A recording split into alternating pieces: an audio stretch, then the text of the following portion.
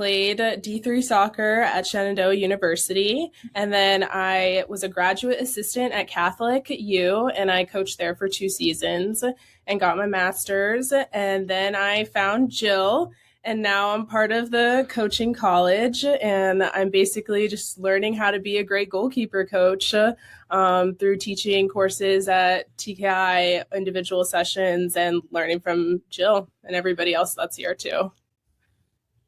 It was a very serendipitous meeting, right? Like you ran into two people that I know separately, and both of those people told you to come to TKI and figure out how you can learn from, all the great coaches at TKI. And it was a very sporadic walk in a coffee shop type, serendipitous moment for you. So I was actually working at a coffee shop over the summer. And Morgan Rule came in, and she was coaching at Maryland, and I recognized her, and she offered to meet up with me and get coffee and talk about soccer. And I was like so excited, and I met with her, and she was like, "You need to go learn from Jill." And I was like, "Wow, 3 hours, like that's a little far, but I'll try to get down to a session." And I wasn't able to. And then later on, I met Nicole Barnhart, and she also said, "You need to go learn from Jill." So then I was like, all right, forget driving down there for 3 hours. I just need to move my whole life there and go learn from Jill. And I saw that she had started the coaching college, and I was really interested in that. So I gave her a call, and she hired me. Call Jill. Jill delivers, guys. Come on. Exactly. We got two people right there. Your whole life for. Yep. I don't know why, but like in my head, you said call Jill, she delivers, and all I could think about is Tom Brady's new Pizza Hut commercial.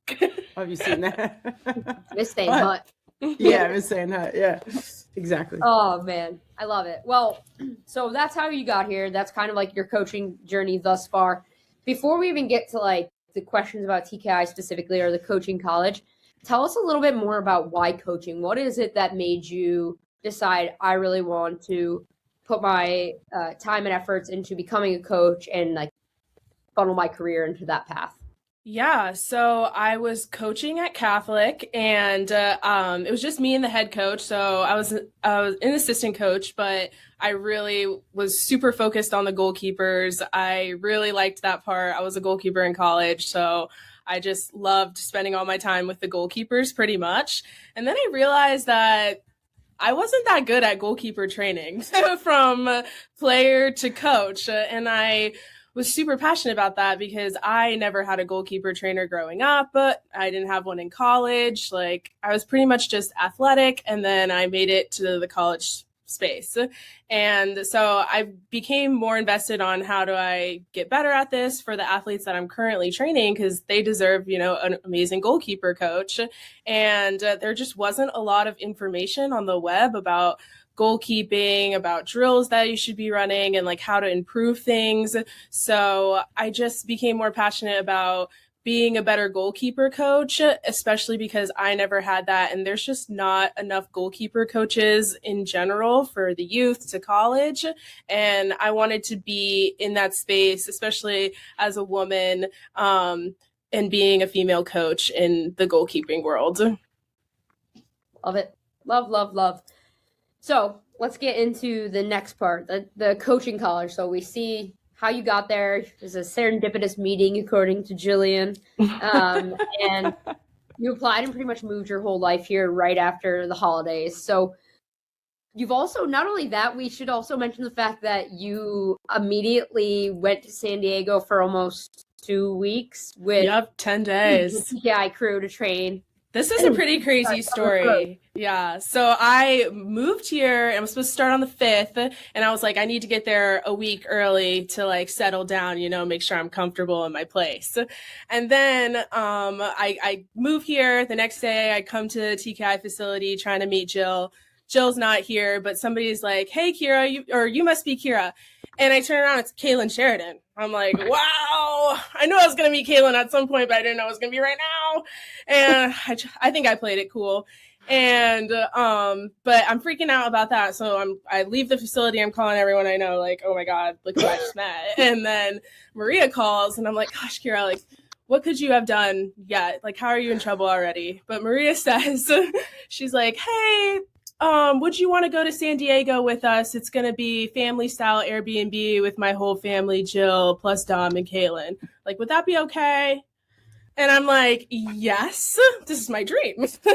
So like not even 48 hours later, we fly out and I'm like dragging 18 checked bags through the airport with all these soccer balls and Jill, Maria and her whole family. And yeah, that's pretty much how it started.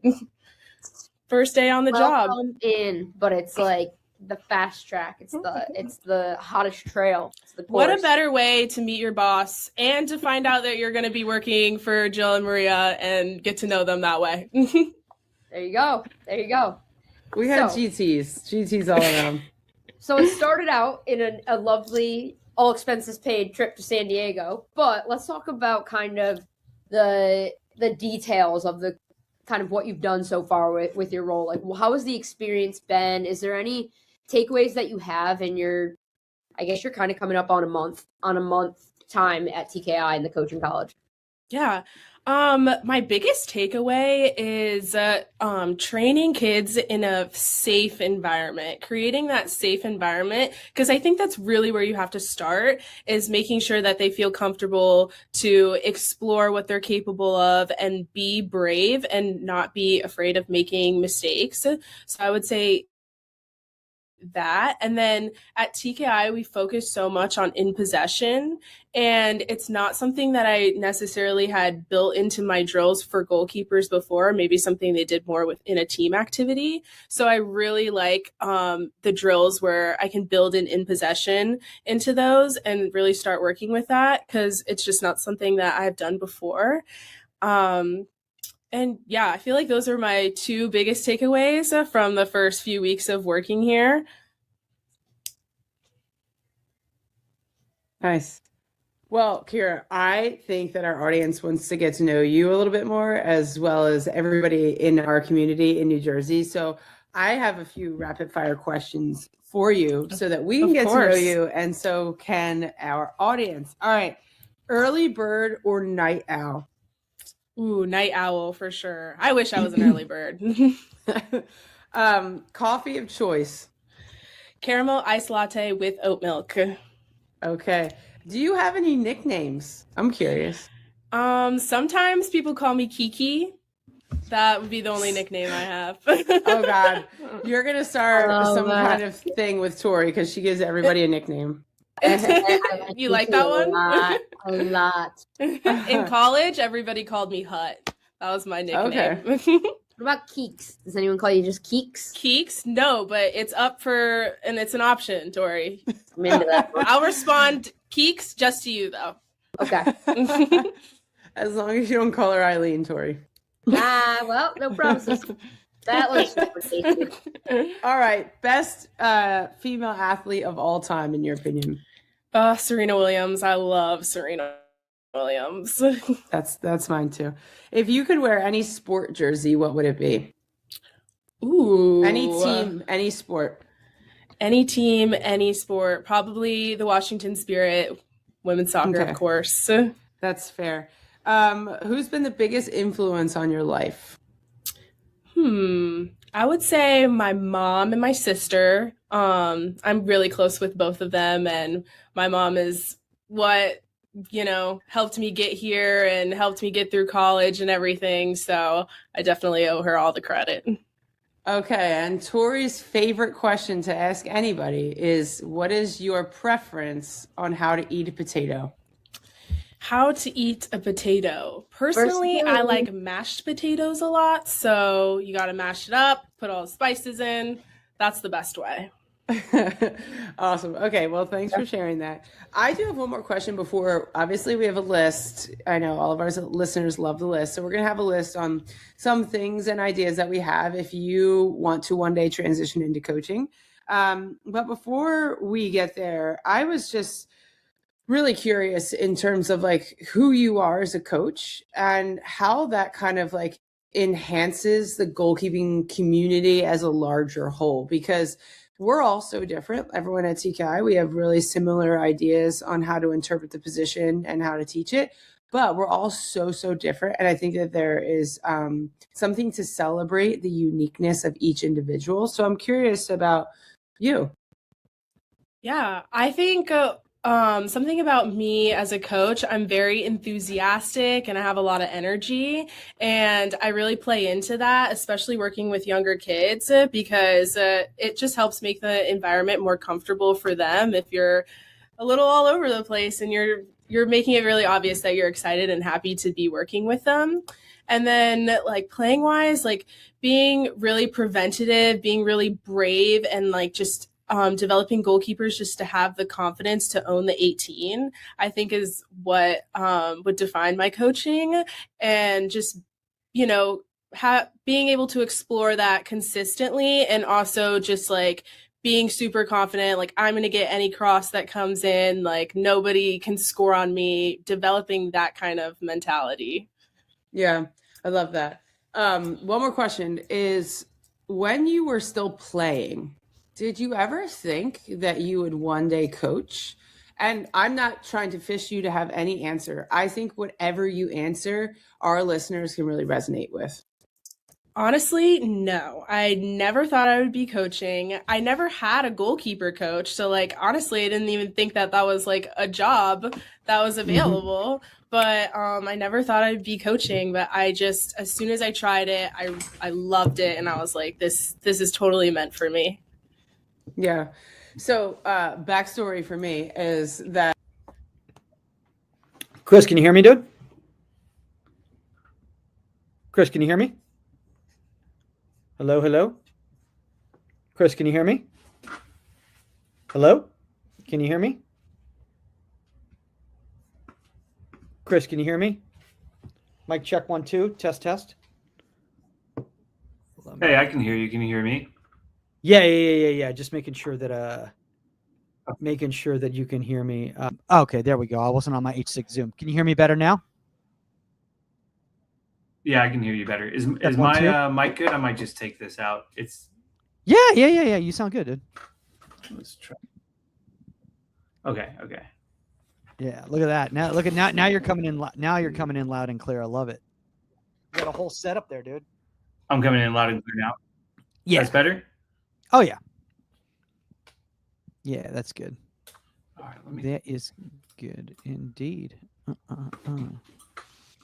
All right, let's get this going. Hold on 1 second here. I'm gonna change the banner here. And here we go.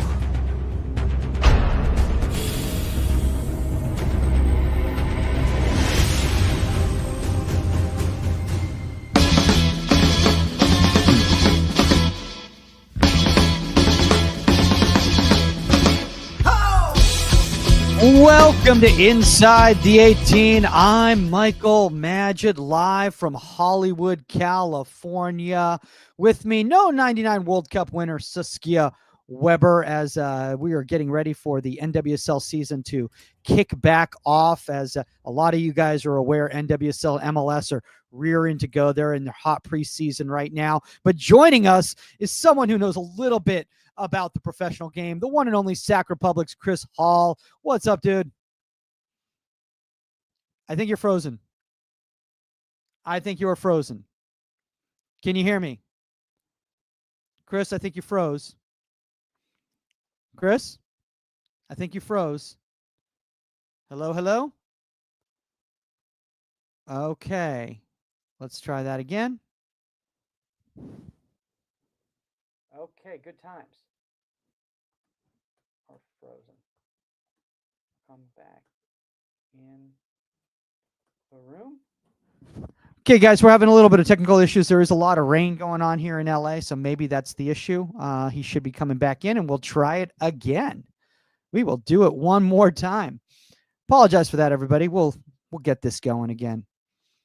Let's try again. Let's see what happens. Yeah. Hello. All right. Let's see if he comes back in. He got kicked on it. He says he got kicked out. Weird. That doesn't make any sense. Weird. Try again.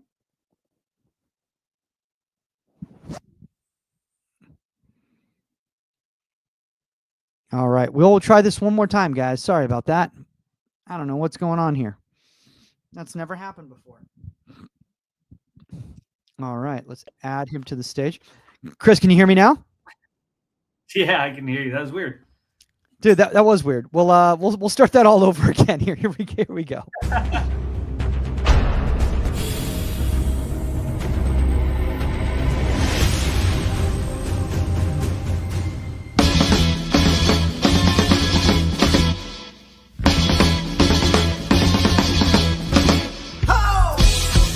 Welcome back to Inside the 18. I'm Michael Magid, live from Hollywood, California. With me, no 99 World Cup winner Saskia Weber, as she is getting ready for the NWSL season to get going. But we got somebody that knows a little bit about the pro game, the one and only Sac Republic's Kris Hall. Kris, what's up, dude?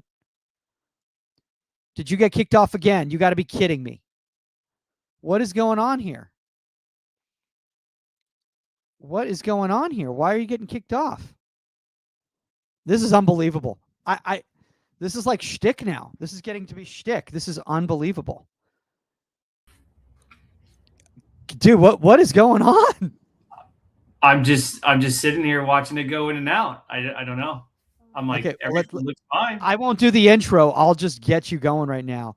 All right, guys. The one and only Maverick Goalkeeping Academy and Sac Republic's Kris Hall. Kris, we are not going to do another intro right here because I am scared to death what will happen. The goalkeeping gods do not want you to share any of the information about what you might have ready for your USSF course, apparently. I guess it's all proprietary, I suppose. So tell us a little bit, guys. First off, guys, if you're not familiar with Kris, Kris is a goalkeeper aficionado. He runs Northern California, in my opinion. He's got more goalkeeping academies and more clubs that this guy's working at than any other human being. Kris, tell us a little bit about what you have going on. Yeah, right now I'm the executive director for a club in Vacaville called Vacaville United Soccer Club. I'm going into my 6th year there. I started Maverick Goalkeeper Academy in 2012 when I was coaching at Cal Poly, and we started out with camps and clinics. And then in 2017, we went with a club concept. So the curriculum I had built over that time was tried and true and successful. So clubs started contracting us out, and I started scaling that, hiring more staff and training them within my methodology and putting them in there. Last time we talked, I was coaching for the Oakland Roots for the first team. I left in 2021, and that's when I started in Vacaville, and I took a head coaching job in the NPSL for FC Davis, and then I left FC Davis because I had an opportunity to go to the Sac Republic and in their youth academy. So that's where I'm at now. So I'm the goalkeeper coach for the Sac Republic Academy. I still run and operate Maverick Goalkeeper Academy, and we've grown a ton, and I'm the executive director in Vacaville. I mean, dude, that's a lot of hats to be wearing all at one time. You know, one of the things I want to ask you about that is that a lot of people out there who might not be, from the United States, they might be overseas. They don't know a lot about USL and the United Soccer Leagues and the level of competition at the professional level there and then at the amateur level as well too. How much of a relationship with the pro team do the USL Academy teams have as well? It's just like there. It ranges from club to club. When Franz Hook was at Manchester United, I asked him, how much are you involved in the youth? And he said, I'd love to be, but at the time, almost none, because we just we have to win now. And so sometimes that's how it is here as well. USL teams are very competitive. They're very good. And fortunately enough, we are lucky. The head coach, Neil, he's really involved in the youth academy. He's out there a lot. He's watching the players.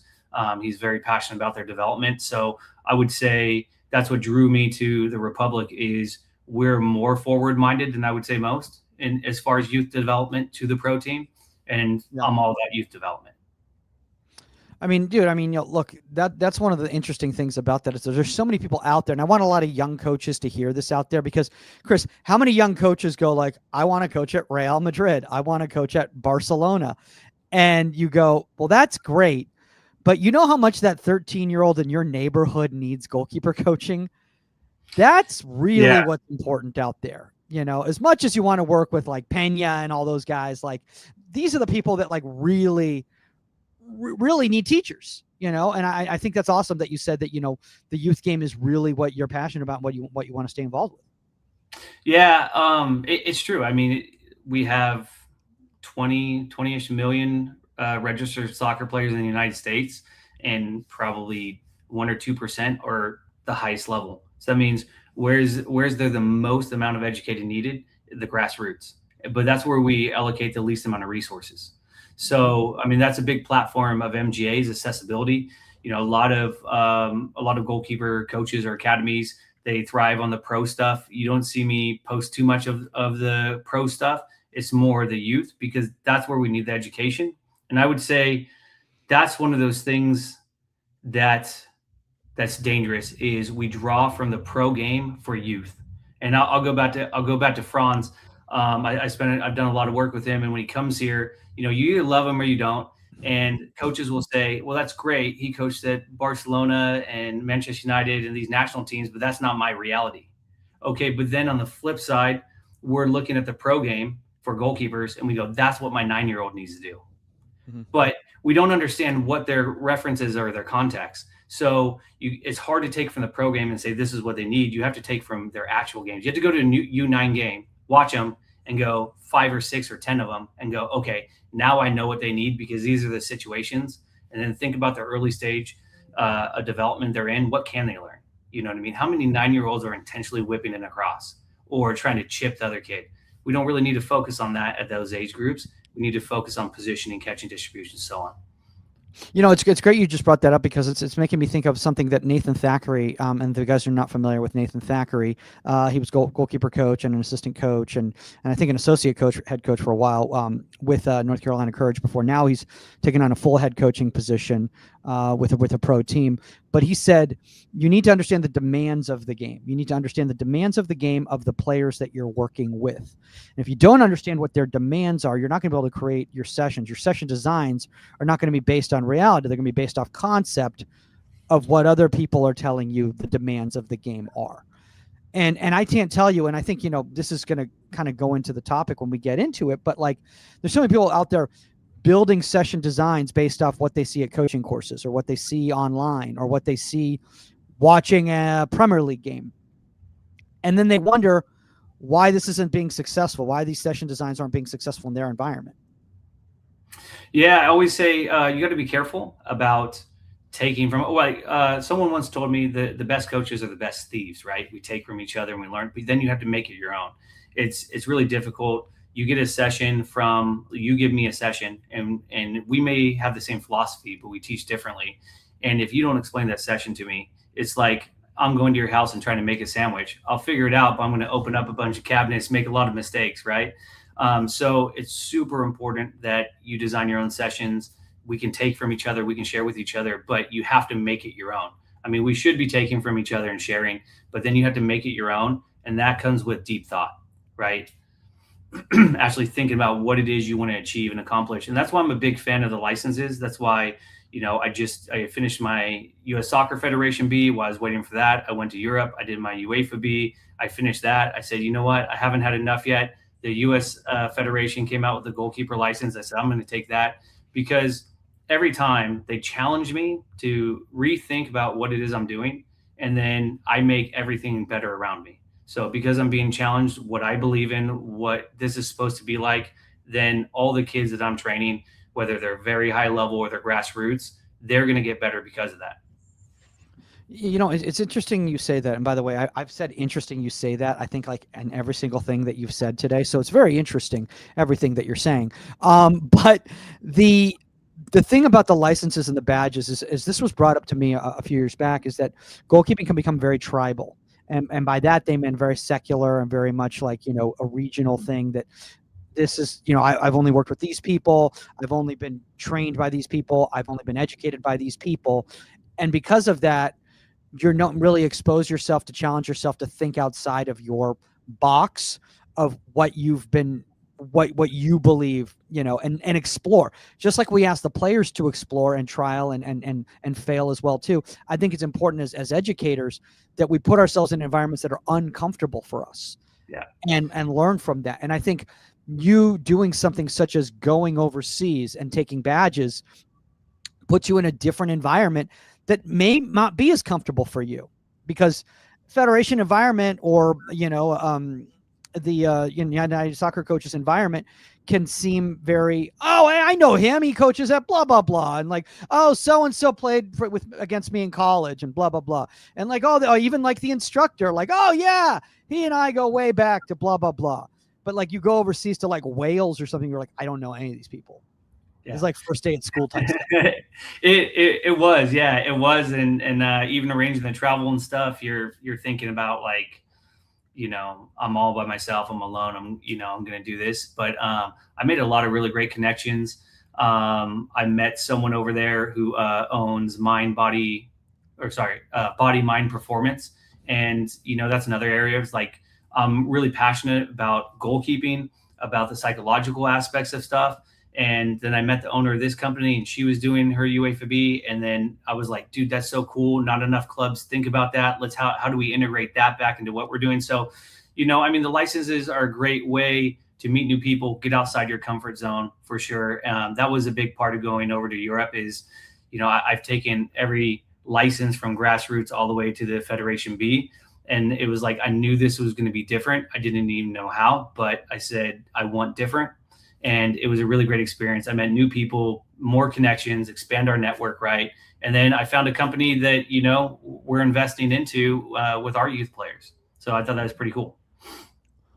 I just zoomed in right there to see if that would be a better view, and it is not a better view. In fact, that is a terrifying view.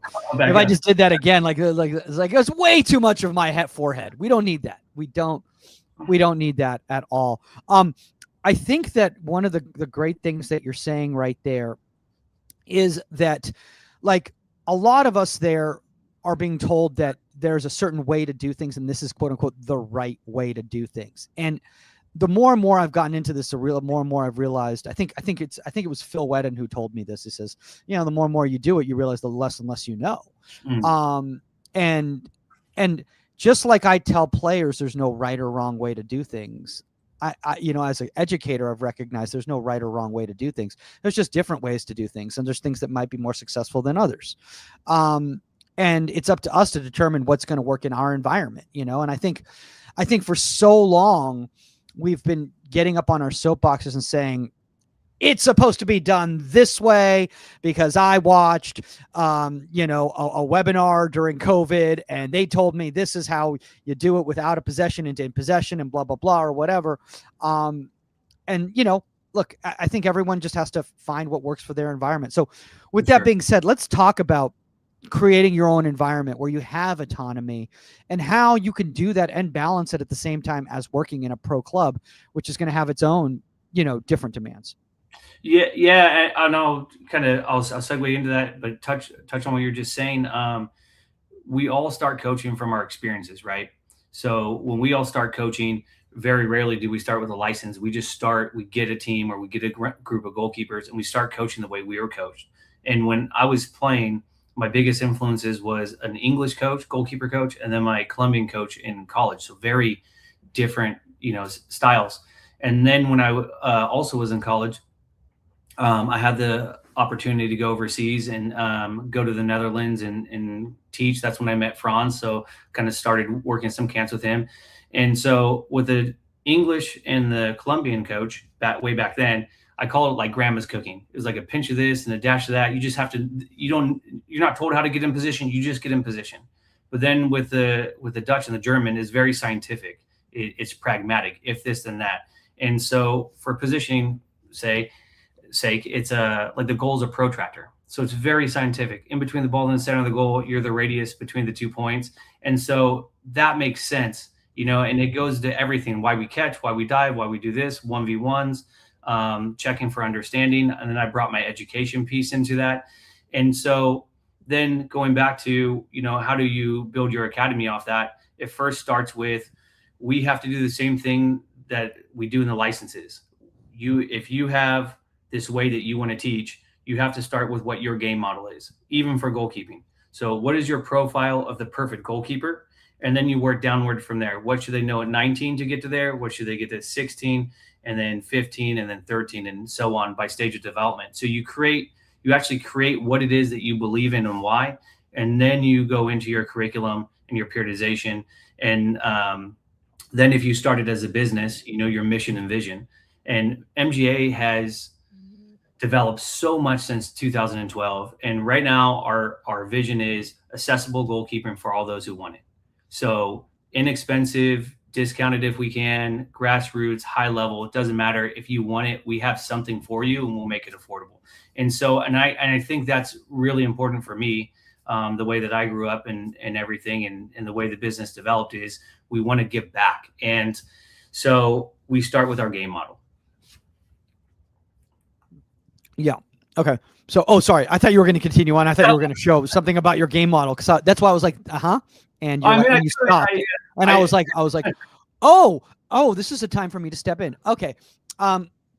So speaking of that right there, one of the interesting things that you said there is in regards to like the Colombian coach, this, Dutch coach, German coach, blah, blah, blah. I think a lot of that also has to come with culture, right? Like a lot of education around the world, whether it's goalkeeping or anything like that, is based on culture, based on the environment that, the culture of the people in the area and how things are brought up and how people learn, how the environment are very different learning environments. I have a really strong feeling that if you go into a learning environment in Colombia versus a learning environment in Germany, it's going to be very different. It's a different culture, different living culture. So you have to recognize that when you're looking at this and you go, okay, what is the culture of my environment? And how do I make it positive for, it's the same thing as like, do I have 3 different goalkeepers that learn differently? How do I make this session productive for all of those goalkeepers? And I've been in environments before where I'm like, oh, this coach only understands how to work with goalkeepers that learn things through visually. They've never, some goalkeepers, I'm a goalkeeper, I need to go through it. I need to do it in order to understand it. If you just tell me, it's not working. If you show me, I have no idea what you just did. But if you have me go through the activity and understand the what, then I understand the why. I've got to, there's going to be like a tangible thing with me. So that's how I learn. And I think that's really important, to have that avenue. And I feel that in independent academies, it's easier to do that than it is in a professional academy where there might've been a structure that was put together by somebody else. I mean, I don't know if you've ever felt that way. Yeah, that's true. Again, I'm really lucky with the Sac Republic. I've been given a lot of autonomy to shape the goalkeeper program in the direction I want to do it. So, it's Kris Hall who works for the Sac Republic. It's not MGA, but they get all the benefits of that because I've spent 20 years developing my curriculum periodization. And then of course there's the cooperation because it's a pro environment, youth pro environment where you have to work with the coaches on certain things. But, we have a lot of collaboration. We discuss, the goal players and the goalkeepers. We discuss them, quite often and how they're doing it. But still, at the end of the day, I'm very supported in what I want to do with them. So that is different than the youth. I would say there's even more so in the youth areas. A lot of directors aren't goalkeepers, right? And yeah, that's an understatement. Yeah. Yeah. I'm going to say it like that. And so goalkeeping is like performance training and mental training. Oftentimes it's a box that we just have to check. I'm a director in a club. You just have to check boxes sometimes to say, yeah, we provide it. Is it good or bad? I don't know, but you're running the business. You're trying to grow the clubs. You're trying to get to higher levels. You're trying to keep those levels. And so that's what MGA does is we put all that together. We do reports for all those clubs. And so the directors they can check the box with us, but they're still going to get that full plan. And I think the tough part is, goalkeepers, we're on an island. Even if you're a really great coach and director, and you're put into a club and you're doing all this work, and then it's not validated because the coaches still do IDPs with the goalkeepers, not you, or you're not paid to do it, or the directors don't understand what you're doing. It's just you all alone. And so, going back to the goalkeeper union, it's just, we kind of have our own little ecosystem, and we're bouncing ideas off of each other and supporting each other within that club. And then I manage the big picture with the club itself, and, all the periodization and the reports. So, it's just trying to make the environment better for us. And I think that there's a lot of opportunity for everyone to kind of jump into that market, because at the end of the day, if we don't do it, who's going to do it? I think one of the things about that is that, like, what you were talking about, and this I was actually brought up to me years and years and years ago. There was a goalkeeper coach who made a living as a goalkeeper coach, and he also had a team. And I was like, oh man, I was like, that's so, you're a goalkeeper. That's, they must just get private goalkeeper training, with you. And he says, no, I have 18 other dudes out there. Like I work, there's somebody that's working with him in isolation, and then I work with him, incorporating him into the team and then coaching him in the team environment.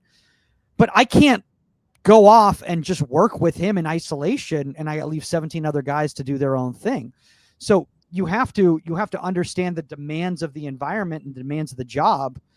And I think also parents need to realize that too, as opposed to thinking like, oh, great, he was a goalkeeper, so that means it's going to be, it's going to be goalkeeper training every day for my goalkeeper or whatever, So, I want to bring up the fact that this is something that I bring up when I talk to clients with my own independent academy, is that I want to provide a service that's different than what you're getting in your club environment.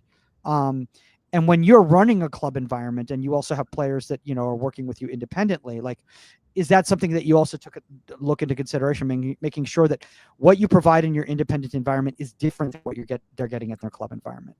Yes. So our club concept is different than, what we do in camps, clinics, and individual training sessions. And that's, by design, but, the foundation for us is education.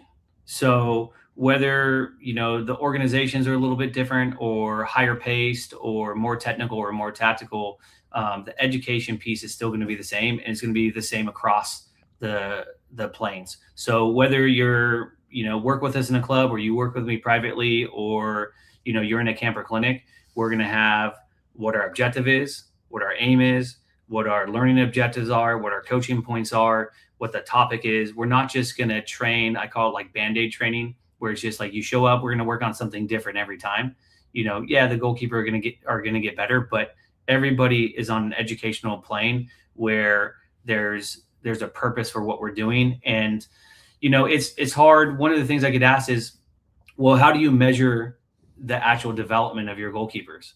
Well, if you can teach a 12-year-old and they do exactly what you want them to do every single time, let's write a book. You know what I mean? But so you can't do it based on their ability to always do it, but their understanding of when to do it. So, when you have one of our goalkeepers and they've been with us for a while, you should be able to ask them about certain situations, and they'll be like, oh, I do that, or this is a catch I would use. Or if you ask them in film review, like, why didn't you get behind that dive? I used the wrong dive, or I sat in. They'll have that down, and then the development is there. Execution is a bigger thing, right? And even at the pro level, I mean, the difference between winning and losing is just execution. They're all talented. They all have the ability, but they make mistakes, and the whole game's about mistake. Well, and that's a great point right there, because, like, I remember years back, I was speaking to Kevin Hitchcock when at New England Revolution, and we were talking about Matt Turner, and then Matt came on the podcast as well too. We were chatting about it, and he says, with Kevin, it was like, wanted to make sure it was about intent. Is the intent there, regardless of the execution? Like, if the execution is off, that can be adjusted, but if the intent isn't there, then the understanding's not there, and then we got to go all the way back again. But if the intent is there, and I think that's one of the biggest problems in the youth level, is we focus on that final action and the execution, whether the execution was successful, rather than like, what was the why behind that? What was his intent or her intent in that action right there? Yeah, and that's a good point. There's one thing I was going to say earlier. It's, when you're talking about different philosophies and culture, I think intent can work throughout all those, right? It's just going to be different. So when I'm working with coaches, I tell them, look, there's your way and my way and better. And so both are your way and my way merged together to be better. So we challenge each other in a positive way and in a constructive way to find better solutions for the game. So, it all goes back to just laying out what your expectations are for the goalkeeper in certain situations and really dialing it in. And that was, the US has come a long way with our education. And I'm actually really enjoying the goalkeeper license right now, because we're talking very specifically. You don't talk about the goalkeeper much in the other licenses. But the one thing I took away from the UEFA that's different than the US is the amount of detail.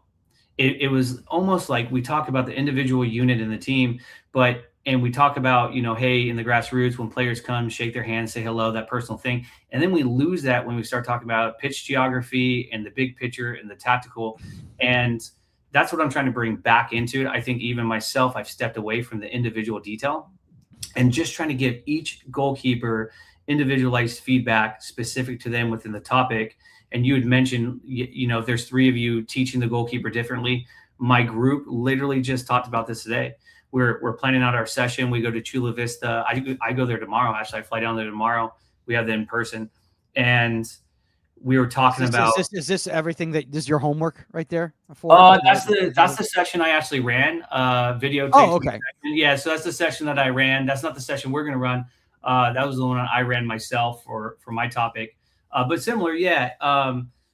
So when we were laying it out, we're talking about the objective for the team, the objective for the goalkeeper, and then the main principle, sub principle, goalkeeper actions, so on. And we did choose a portion of crossing, and we're laying out all the detail. And one of my group members said, "Well, I don't think we need all of that. Just 2 or 3 things." And I said, "No, we do need all of it, because if the 3 of us were being coached, I guarantee you we're going to approach this differently. And maybe us as coaches, we're only going to give each goalkeeper 2 things, but it's going to be one of those 8 things. So you put all of them down on the paper as reference of this is what you need to do on these, but all of us are going to need different things."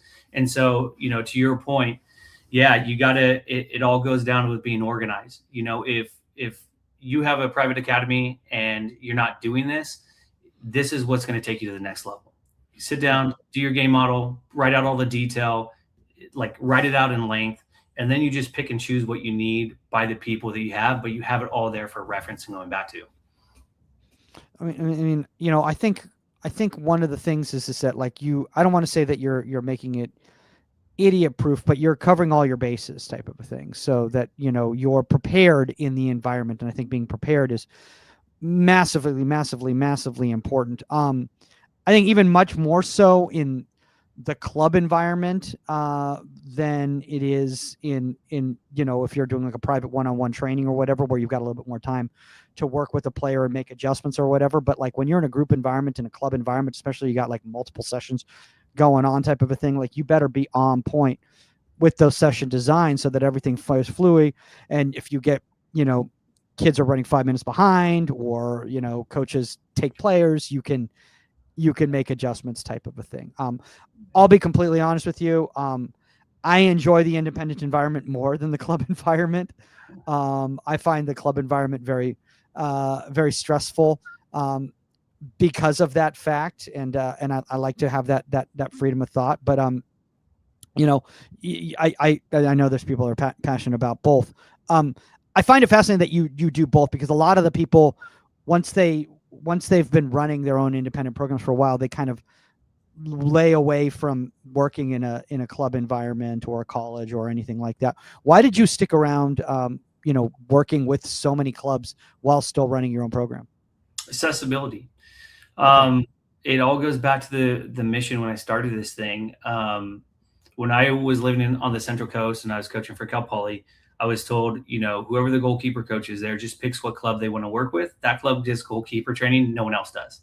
And I went, that doesn't really sit well with me. You know, they were all good people. I mean, I interviewed with a dozen clubs down there. I liked them all. I liked all the directors. I really believed they were doing it for the right reasons. And I just thought, man, this is crummy. So I talked to them about this concept of like, well, you guys don't know me. I'm not from here. I'm not going to recruit. You know, SoCal has recruiting rules, and I was like, I'm not going to do that. I have no dog in that fight. But what if you just send it to me and I get everyone better, and then I discount it because there's going to be volume, right? And we make it accessible. So then I just did camps and clinics that way. It started, you know, catching on, and so I ran it that way. So I never left it because it goes all the way back into the roots. It's just about scalability. I can't do it all myself. So I have to hire people, train them in my methodology, and then put them into clubs, and then keep that consistency. And I think that's another benefit of it as well, of, you know, contracting out an organization is, you know, that consistency. People will come and go. Great young man. He was running Central Coast sessions for me, Nicky McCooney.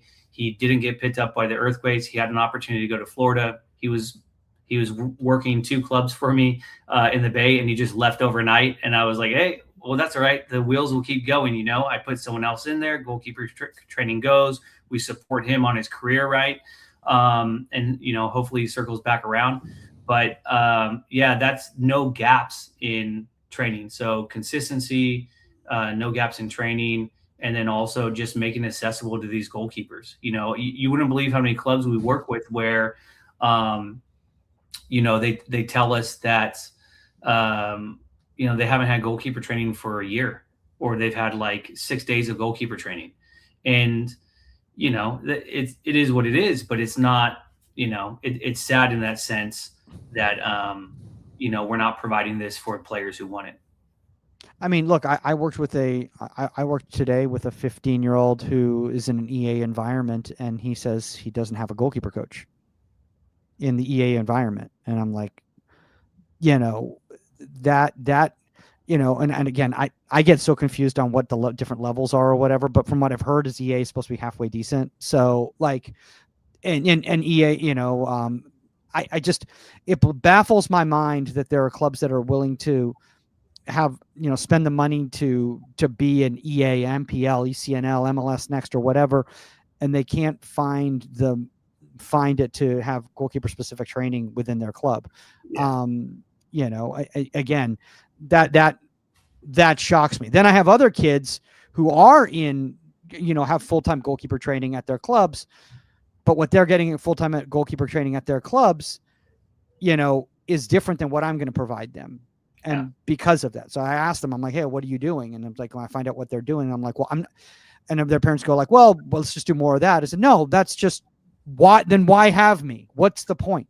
You're already getting that at your club, right? So it's all about supplementing your education type of thing. So I think that's one of the things I enjoy about the independent environment is that I get to curate, you know, content for different people based on what their needs are, always based on their demands of what they're not getting, and be able to supplement it and try to guide it to the next level. I don't know. Yeah. I don't know what I'm saying, man. It's 4:34. Usually I do these at 11. It's a very different story.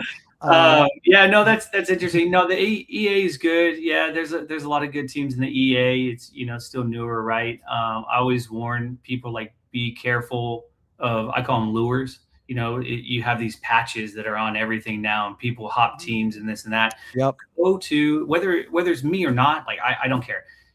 Go to wherever you believe in what that person is doing or that club is doing. Don't choose a club because the patch or this and that. I never ever advise anyone to leave their home club. I just say, look, do what's right for you, but be a part of something you believe in. Go onto the club's website, read their mission, read their vision, talk to a director, talk to a coach, whatever it is, and then stay there. You know what I mean? Stop chasing those things, because that's where the true development is going to be. Is because, again, just like my business, right? Like, you know, one person leaves, coaches are going to leave, directors are going to leave. But if the organization has this foundation, then they're just going to replace it with like-minded people, right? And so that's my advice too. Yeah, the independent thing, it's attractive because you have complete autonomy, right? You see the goalkeeper, you talk to them, you're working with them. But the club environment, you know, I like it because you're a part of a team. I like that. You have more collaboration. You're talking to directors, and whether they take full advantage of what we offer or not, there's still that integration back into the team. Independently, we can't help the goalkeeper integrate back into their team. You know what I mean? We do the best we can with training, but we don't know what their coach is doing. We don't have access to their coach, we're always careful. I say, look, they're like, oh, but my coach doesn't want me to build from the back. Okay, then you don't build from the back. I'm not going to tell you you have to or this, that. We'll still do a little bit with your feet because I want you to, be good with your feet, but we're just not going to prioritize that because, okay, that's your environment. We never want to undercut coaches or clubs. So that's the hard part with independent, but with the club, we can go talk to them and say, hey, is this true? Like, let's talk about the way of play. This is what we think. And then we collaborate and make sure they're on a good path. I agree in some respects, except for here's my only but right here. Okay, Kris, all right, now it's becoming first take. All right, here we go. This is why LeBron James, no, okay. So what, here's my thing. I've had situations where I've talked to clients and they've told me what their coach expects of them. And I'm like, that's awesome. Cool. And they said, well, my coach doesn't want me to do this. My coach doesn't want me to do this. And I will say this, I will say, good to know. But at the same time, these are skill sets that you need to learn in order to continue your own personal development, because you may one day not play for this U16 coach. Chances are you probably won't. Chances are that won't be your college coach or your MLS coach or your Premier League coach if you ever get to these levels, right? So maybe just from an understanding and a GKIQ standpoint, maybe these are skills that you should learn. I remember. I never go against the curriculum. Don't get me wrong. Oh, okay. I'm on the same page as you. I thought you meant it's like my coach doesn't want me to play possession. It's like, great, we're not going to do possession. No possession. Coaches are not goalkeeper coaches, right? Yeah, I mean, that's the thing, right? Is they have an idea of what they're looking at, but they don't have the detail or the empathy of what they're going through. So, no, I 100% agree with you. We're still going to build their foundation within our curriculum. It's proven. But, if, like I said, if a coach if the goalkeeper is like, we never build out of the back, well, we're still going to do it. It's just we're not going to make that a focal point of sessions, but there's always going to be something with the feet, warm up with the feet, some kind of counter with the feet. So, because they have to have that, whether that, like you said, with that coach, your club coach may not want that, but I'll tell you, one of the first things when college coaches reach out to me, they go, I want a goalkeeper who can play with their feet. I'm like, sure. And oftentimes that's not really true because then I watch the college play, but regardless, that's what they want, right? So, no. We try to build total goalkeepers. Everything's involved in that. Yeah, no, we're on the same page on that. If any parent is listening to this right now, and this podcast is probably a little bit more for coaches, so probably there's not a lot of parents listening to this one. But if there are any right there, when you are putting your tapes together, with your son or daughter, and by that I mean they're involved in the process. Don't just do it for them, please. Please don't. Please, they have to have some sort of autonomy. Please don't. That's a whole other conversation. But make sure that you are including, because I can't tell you, and I want to bring this up right now because there's so many kids right now going through the college recruiting process. We're talking about February right now. So spring signing period is coming up and there's a lot of kids, going through all that. If you just include final actions, that coach is going to be like, okay, cool. Well, I've seen 40 of these same goalkeeper right now. You're not showing me anything different than what I'm showing you. If you show me moments before the development of the play, your starting positions, how you're tracking the ball, how you can go from in possession to out of possession, recovery movements, those sorts of things. Oh my gosh. Now you got a goalkeeper that I'm like, now I can visualize how this player can play for me in our system. And not only that, if I get that as an independent coach, as your developmental coach, I am much more happy to send that to a college coach, than I'm like, oh, cool, top corner save, thank you. You know what? Soaking every 6'2" guy. I don't know what to tell you. And I'm being a little facetious here, but it's really true, Kris. It's really true. So I think it's really important for any young coaches out there who are building their own academies and the building their own curriculums, is that they really, really work on preventative goalkeeping in their curriculum and understanding the goalkeepers, understanding the demands of the why of, defending the goal, defending the area, defending the space, and how to transition back and forth between those. So anyway, that's my story. No, I agree. And on that video piece, I interviewed Steve Sampson a couple of years ago and about the college recruiting process when he was coaching at Poly. And he said, videos, just what's our whistle? Like it gets us started. And then he said, from there, it's a conversation. And, every coach is different on the video piece. And I'm really passionate about the college piece and recruiting. That's different, maybe a different one, but I love the college recruiting stuff. And so really video is just going to capture their interest or not. So I would also say, if you send video to college coaches and they're not responding back, it doesn't necessarily mean they're not interested. It means you have to get professional advice on that video to try to recapture their interest and get in person with them. One of my favorite goalkeepers in the world, she's at a very large Division I school right now, and she's getting ready to transfer. It was her dream school. She sent them video. They just won a national championship in like 2019. They'd won a national championship. And I was like, that's a big challenge to go there. But yeah, if you really think you can, email them. No responses. But they were at a game, saw her play, and then all of a sudden she got an email from them and there was interest. So you can always change coaches' minds, but go back to your video and really dissect it. Like, yeah, did I have enough in there? Did I display my athleticism, my technique? And then you never know what coaches are looking for. Like I said, coaches ask me, I want a goalkeeper who can play with their feet.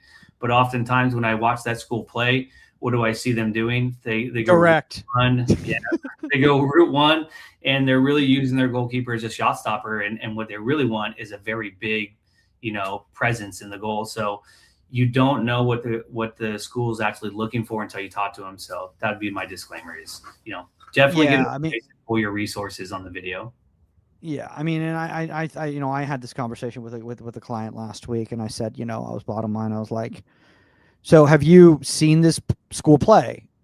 No, I haven't seen this play. Okay, well, do you know how they play? No. Well, I'm like, well, how do you know that you fit there? That's fair. Well, I mean, they have the major I'm looking for, and like, I don't know. I mean, I think it's a level that I can play at. I'm like, have you ever watched the freaking league play? No. Well, I don't know where to watch them.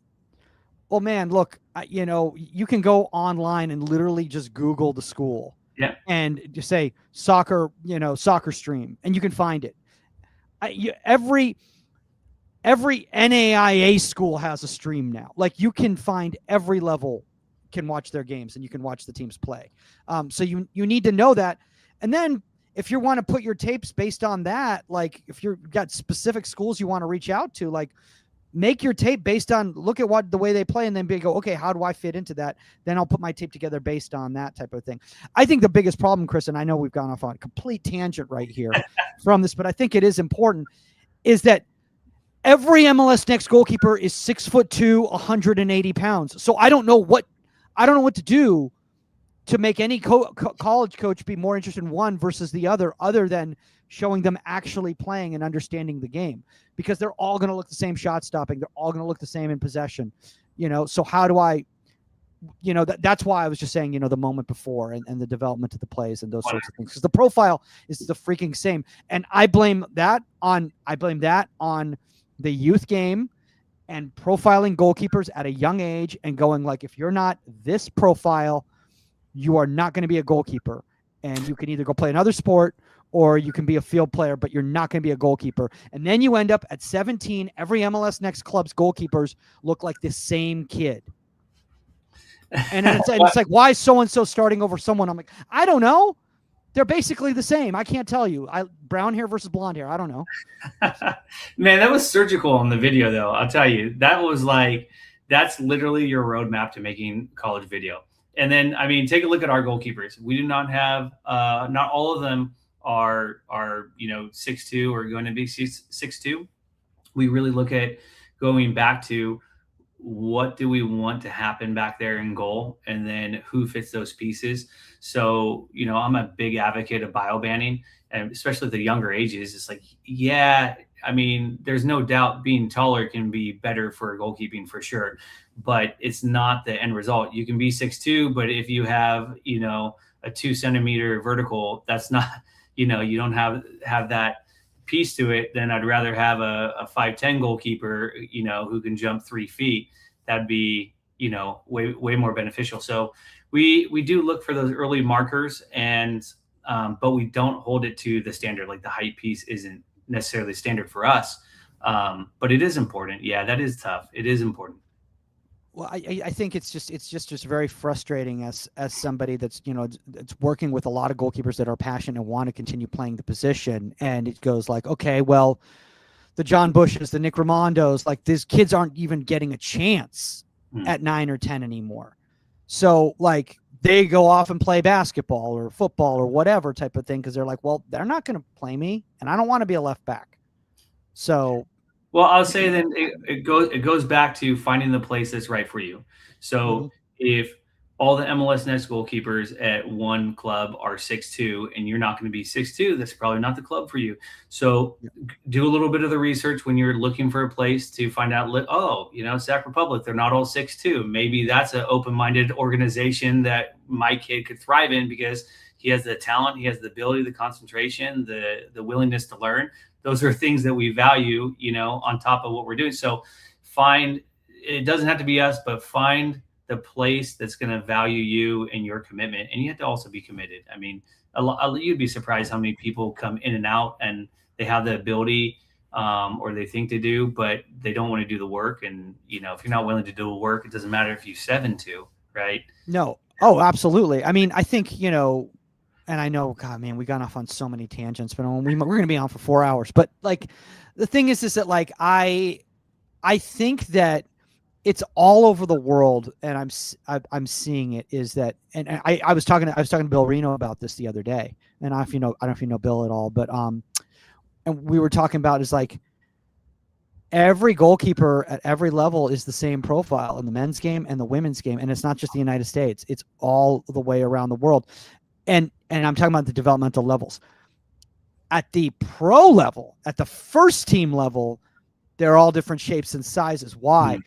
Because at that level, it's about results. At that level, it's about, can you get the job done? Are you effective? But the problem is that if you're only prospecting people that fit a specific profile, you're going to get to a point at the first team level, and you're already starting to see it. It happened with the Manuel Neuer and the Ter Stegen type thing. Next thing you know, every goalkeeper that was being graduated to first team environments looked like Manuel Neuer or Ter Stegen. And I'm not saying there's anything wrong with that type of a thing. It's just that, like, where's the Shea Givens? Where are the guys that didn't fit that profile, the Iker Casillas, all those sorts of things. And so anyway, that's a whole other it's not just goalkeeping. Look at the NBA. Everyone's 6'7". It all goes back from pulling through the game, though, right? Like the pro game. And it's the adverse thing. We're not pulling the profiles of the goalkeepers back to the youth game and saying, oh, it's okay. Like, what are the markers that make them special because they're not so tall and getting the job done? But then we look at it's interesting. So I have a unique perspective having coached for a professional first team, right? In that environment, I didn't choose my goalkeepers. I came in later once they're already chosen. And if your first team goalkeeper has a bad game, you put them on loan or you drop their contract. Then if your next goalkeeper has a bad game or second bad game, the goalkeeper coach gets fired. It's not the goalkeeper, it's the coach. So at the pro level, we're not building total goalkeepers. We're taking what we have and then making them the best they are to win. Like you said, it's about winning games and getting results. At the youth, it's not that way. So it drives me crazy when I see young goalkeepers and I see all these videos online and they're doing these pro techniques, a 9-year-old, coming out and pushing wide. And it could, again, you said cultural. I know from my Colombian coach, catching was not a factor. That didn't matter. And I don't know if it's that way anymore, but that's the way it was. Could be that cultural set. But we're not teaching them in the best case situation. We go to the worst case situation. And I think with the youth, we have to start with the best case, teaching them the foundation, catching, distribution, positioning. But I see all these videos, positioning has no place for it. There is no position game in any of it. They're all offset, and half the time they're not even in front of the goal. That's the number one way 9 and 10-year-olds are going to get scored on. They're way off to the side of the post, and there's no one even in the goal. And so I think that's the danger. There's things we can pull from the pro game, like you said, the profile, that it's okay, looking for certain physical markers or elements of intelligence. But then the other piece, when we're talking about curriculum and development, it's very dangerous to pull from the pro game because you don't have the references of what they're trying to accomplish. You just see it, say, oh, that worked for them. I'm going to try to do it with my 9-year-old. And that can be a slippery slope. Yep. And then the pictures aren't the same because the game is different. The game is very different. And I had this conversation with somebody years and years and years ago, is that they said you need to coach for the game. You need to coach for the game, not for the concept, for the game. And this is the ECNL level. This is what they're seeing. This is how the ball moves at this level. This is how balls swing in at this level. This is how through balls come in at this level. This is how passes. This is how the touches, the prep touch of their teammates are at this level. Teach for that. Because if you're teaching them for the end result, it's not going to be, it might be reasonably effective, but it's not going to be as effective. And then let them grow with the game. So as the game grows, they grow. So, don't try. If you're training a goalkeeper to play for Barcelona's first team at 9 years old, but their team is being trained to play U9 soccer, that's a whole different game. Yes. But just don't have that U11 player still playing like they were when they were 9 years old. There's got to be maturation in the phases of development type of a thing. So, and that's actually something I want to ask you about here. First off, what do we have going on right here? Because this looks like it's day 4 of a Sac Republic session. Is that what's going on right here? Yes, this was crossing day 4. So we're working on different situations. So I call this pressure training. So in my periodization, we usually do like 3-week periodizations, and again, different environment, right? Because I have multiple days to train the goalkeeper in isolation and with the team. So I can do days within the curriculum, and then I can do days based on what they're going to see in the game, where that's different than the traditional youth, training, where you have 1 day of training in isolation. You have no clue who they're going to play on the weekend. So you only go off curriculum, right? So this is day 4, pressure training. We've already done the technical elements. So within that periodization, we go technical game, or I would, I won't use the U.S. lingo right now. So technical game. And then we build mini games within it where there has to be different kind of decision making. So I thought you were about to throw a Dutch word in there or something like that. Well, maybe. So day 1, we worked on approach, body posture, hand shaping, drive, going through it, all technique. And then day 2, we were working on live action balls, just whipping in different in swingers, out swingers, and then approach that. And then we incorporated, and then as we move up, we will go to crosses you can't get. So it's all crosses you can get, then crosses you cannot get. And then how do you reshape it? How do you communicate those situations? And then we go into pressure training, which is what you're looking at here with multiple facets. So you take a shot, there's a distribution piece where the transition, because you're always going to have that. Then that transitions to a cross, and then that cross could be high or low inside your area, or high or low outside your area, and how you deal with that. And then there'll be a transition piece to that. So looks confusing. All the arrows and stuff are very confusing, but it all goes back to the detail and, like you said, intent. So what are we trying to accomplish with this aim? And then how do we educate it? And then what the goalkeeper should learn at the end of this. And so then again, it's not going to be perfect. We really don't have that much time, but I break up their curriculum into 2 6-month periods. So we hammer it away, and then in the fall and then in the spring, as we're going through it, it's actually more accelerated. because the goalkeepers are further along. And then we have the same issues that, or I should say challenges, not issues, that other clubs do. So we'll have trialists come in and out. And those trialists haven't been working in the methodology, and it's really good. It's affirming for me, because I see this goalkeeper, very talented, that's why they're there, but I see where they are compared to the goalkeepers I've been working with for 6 months. And I'm so proud of the goalkeepers and how far we've gone. And then I have to weigh that potential, right? It's like, okay, I'm not looking at what you are, because I know you'll get better in 6 months. I have to look at where you will be and what that potential is. And in the club environment, the youth club environment, you could have rotating goalkeepers. We have the same core 6 every training session, and then 2 or 3 new ones just pop in and they rotate. And then how do you keep the consistency with those new ones coming in?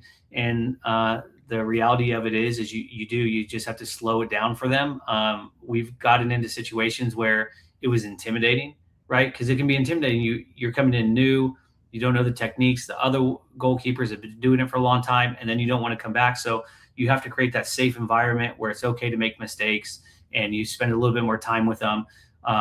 Hopefully you have someone to help you, or you can step away and give them a little personal. If your organization, like these ones flow without me doing any distribution. The only time I step in to do the distribution is maybe on the crosses, if I want to rotate them in swinger, out swinger with consistency. So you can pull one goalkeeper out if you have 4 or 5 goalkeepers, and you can kind of catch them up a little bit, give them a little individualized attention while these ones go. And that's good, because this is a way for them to learn on their own, right? Which is a very big, important part of learning. But again, at the Sac Republic, I don't have to worry about messing around. In a youth environment, I do have to worry about those kids messing around if you're not watching right. So it's just about strategic positioning and having certain expectations and cues. And I've never had a problem with it. Yeah, I mean, look, there's a big difference between working in an independent club environment or professional club environment and independent academy environment. I mean, they're all completely different. But like, I think one of the things that I love about that in regards to the curriculum is that there's ways to make adjustments in those environments to make it effective for those environments.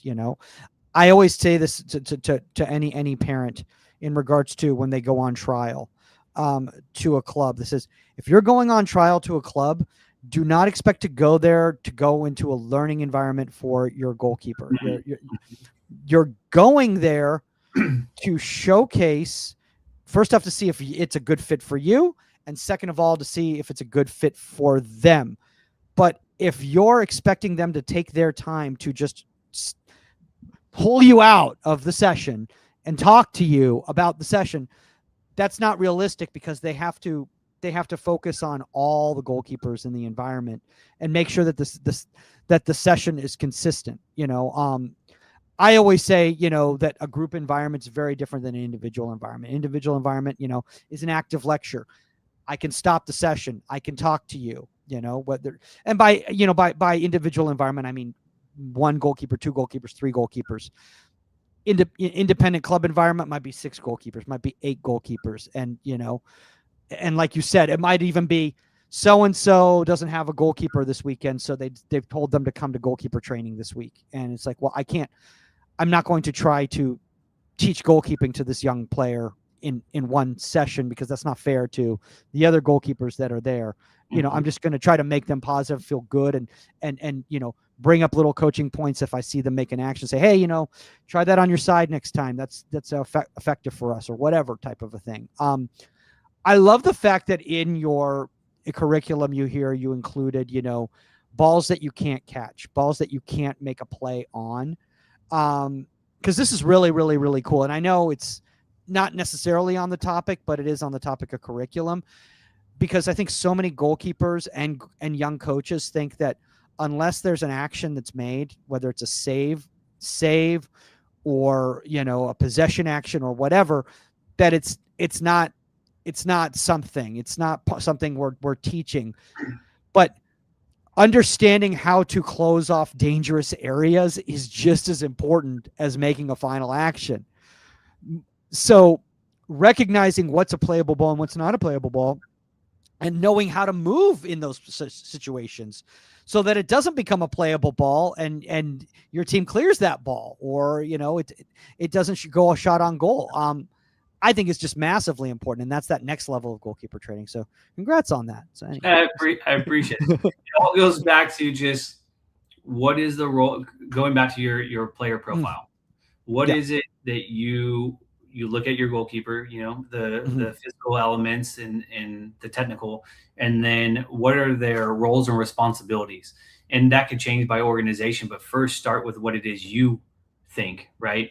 And then from there you outline it. So yeah, there's always going to be an action for the goalkeeper, especially in the defensive third.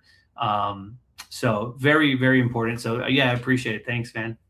Yeah, of course. I mean, like, again, my voice is shot by 5 o'clock, but dude, the problem is I think I might be getting sick because I had to run sessions in the pouring rain today, and in LA we're allergic to rain, so we don't. No, dude, it was bad. I mean, I'm talking like monsoon. Oh, dude, really? It was like monsoon. Oh, it was bad. It was coming down hard, yeah. I mean, like it was to the point where, like, when I was getting in the car, I was trying to, like, wipe down my keys so I didn't electrocute myself when I started the car. It was that bad. And I was like shivering like a tiny little terrier dog, like, just, yeah, it was not great. But anyway, so my voice might be shot from that, but, why don't you break down what you got going on right here? Because this is earlier on. Is this earlier on in the same week? Is that what's going on here? This is day 1, I believe. Yeah, this is going to be earlier on. Yeah. So, and maybe we don't even get to all this. This all goes back to the write out everything, right? And then how the goalkeepers are actually doing within the session. We can speed it up or not speed it up, or we can add an extra action. So our sessions are always going to be pretty fast paced, and also pretty competitive. And there's going to be multiple actions, because that's what goalkeeping is. It's not tap, tap, tap, catch, tap, tap, tap, catch. It's going to be, okay, I made the save. Now what do I do? Like, there's never going to be just grabbing the ball and dishing it off for a corner kick. I saved it. Okay, boom, next one. Never going to be that, because we want to have good practice habits in it. I think this is a big thing too. Like, any kind of stuff that's important like that, my goalkeeper is always asking about the tennis racket thing. I'm like, we'll do that. Like, agility and hand-eye coordination and that stuff, very important, but not on the field. You get 1 hour a week with your goalkeeper, and you have 6 of them, and you have to get reps. They need to learn the game, and they need to learn in front of the goal. So we take that, give it to them as homework. And if you follow me on Instagram, you'll see sometimes I bring those blitz pods out, the skills ones. That's before training starts. I set them up so the goalkeepers can have a little bit of fun before they get there. But 1 minute before we start, we're on the field doing action. Like, that's good stuff to have, but not during goalkeeper training. So start to finish these sessions, this is exactly how we run them. We're in front of the goal. We always use, about a third of the field. I know that's not everyone's situation, but even with the club environment, I negotiate field space, and, in the wintertime, we get cut down to 1/6 of the field, and that's more difficult. But for the most part of the year, we're going to be using a third of the field, so the goalkeeper can be in the situation that they're going to see in the game, and they can feel the way that it should feel in the game.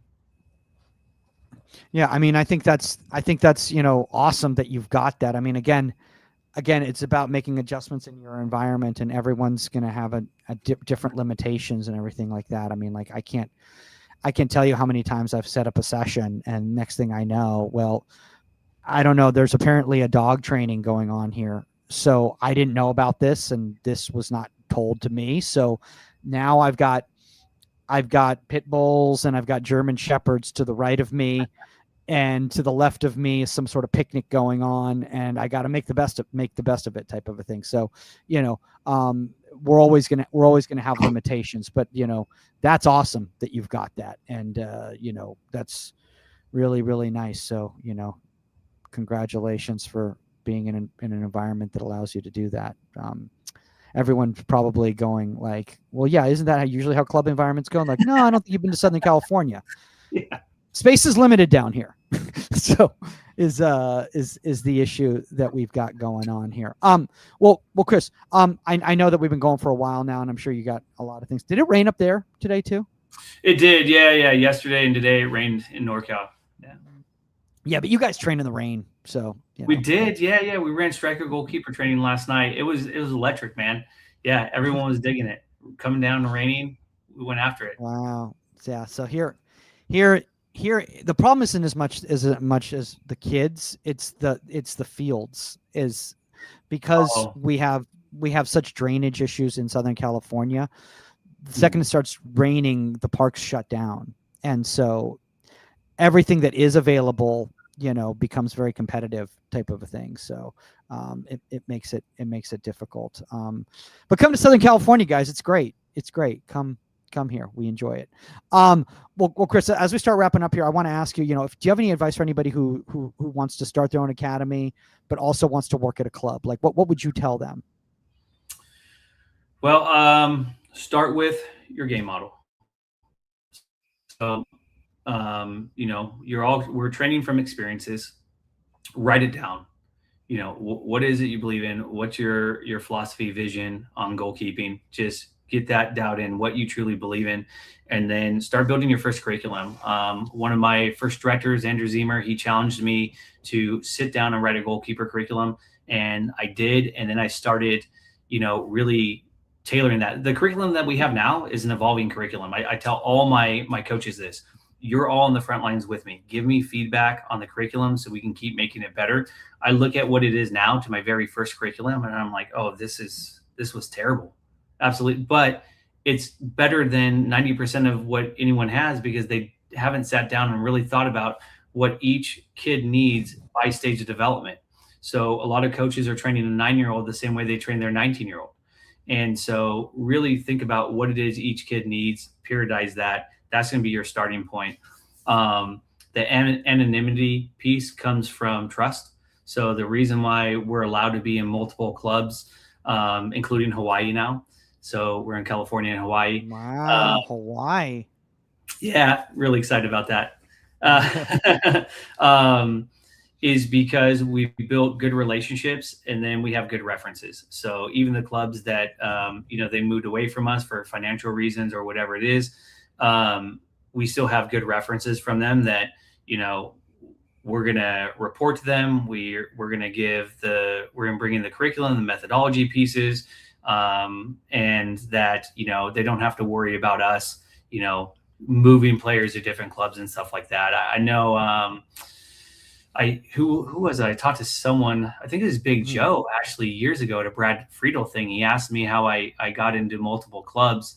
And I told him it's just based on my reputation and my ability to stay non-partial. And that's one thing I love about goalkeeping. I've been a pro assistant coach. I've been semi-pro head coach and a youth coach. And I just love the anonymity of goalkeeping, because, you can kind of be in these different worlds and in different directors' things, but it's a vault. I'm not sharing any information. And then that's how you kind of, you build that model, is you have a good product, you build good reputations, and then you can grow from there. Yeah. I think, the one thing, I would also tell to a young coach out there is that, building the curriculum is awesome and everything like that, but like the intent of that curriculum and those sessions is the most important thing. And your coaching behaviors out there, like, if you have the best sessions in the world and you can't run them, and then they're not going to be beneficial to anybody. So it's like, so work on your coaching aspect as well too. Keep getting those reps as a coach. So you can understand how to check for understanding, how to change your behaviors based on the profile of the goalkeeper that you're working with. I don't know. These are just some things that I've kind of noticed, with young coaches out there. And I would definitely say start taking the licenses. Kind of my personal thing is for personal growth, and I found so much value. But honestly, there's so many goalkeeper coaches that have not even their grassroots licenses.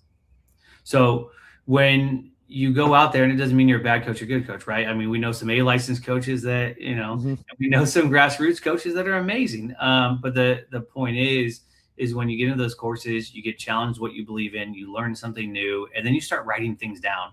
I mean, the sessions that you popped up, I mean, I have thousands of those sessions for teams and goalkeepers and teams. And that's a big advice too. Write it down. Yeah. Whatever it is you're going to do, even if you don't hit that curriculum, write down what you're doing, and you'll kind of surprise yourself with how much detail that you can put into it and how much better you can make your session by doing that. Yeah. No, I mean, that's a great point. Well, dude, awesome, Kris. Thanks for taking the time on a rainy day right here as I'm losing my voice, and I want to go train, but like I wonder if that's a bad idea for me right now. Do you ever in that situation where you're like, well, I haven't trained since Friday. I want to train, but like I'm probably doing more self of a disservice. But from a mental standpoint, I'll feel great afterwards. So I don't know. I have to figure out where I go from that. If people want to connect with you, where's the best place for them to connect? Definitely Instagram or the MGA website. So mgasoccer.com or Maverick Goalkeeper Academy on Instagram. And we're active on both. And anything you need, even if we don't have, I mean, I've had some people reach out to me from different states, and we're not in Colorado or Arizona, but it's all part of that union, right? Like we know someone knows someone. You don't have to train with us. If you want goalkeeper training, we'll help connect you with somebody that can get you goalkeeper training wherever you need it. How many programs do you have running right now? 11 clubs. Wow. And then we have camps and clinics in 3 locations right now, 4 locations. Yeah. And we're looking. How many coaches? We have 14 coaches, 15 including me. Wow. That's incredible, dude. That's very, very, very cool. Wow. Look at this. This empire that you've built right here. This is just unbelievable. People helping. And it's insane, but I mean, it's insane that you still do the stuff at the club, at the club level and the pro team level. I mean, I don't know how you find the time. Do you not sleep? Like, how do you do it? Yeah. 36/8, right? Someone, one of my very first mentors said, the more you do it, the better you'll get at it. And I think he just wanted me to coach more teams. But, at the end of the day, he's right. You only have so much bandwidth for everything, but the more you do it, the better you get. And I think if you have a good product and you have a very open personality where you're willing to work with people are going to work with you. And so I'm a part of 3 organizations with good people in it. And, at MGA, my people support me and I support them, and they take care of that. And then, in the Sac Republic, I'm very supported. And with Vacaville, I'm very supported there. So, it's just people helping people. I love that. Nice, dude. Awesome. Well, guys, obviously you can reach out to us at contact@insidethe18media.com or at Goalkeeper Podcast or at the Union Goalkeeping or at Michael Madgett if you want to talk about anything other than soccer goalkeeping. Or I guess you can reach out to me about soccer goalkeeping there too. As you guys may know, the Union is moving over. We got a next generation platform. So your current Union app will be sunsetting, but you will be getting a link to download the new app. It's got all sorts of new resources, all sorts of new bells and whistles. The graphics are better. It's shinier. It's going to be really cool. It's going to be a lot of fun. People are going to enjoy it. So be on the lookout for that, guys, or that email. That's all the time on Inside the 18, and we are out. Later, guys.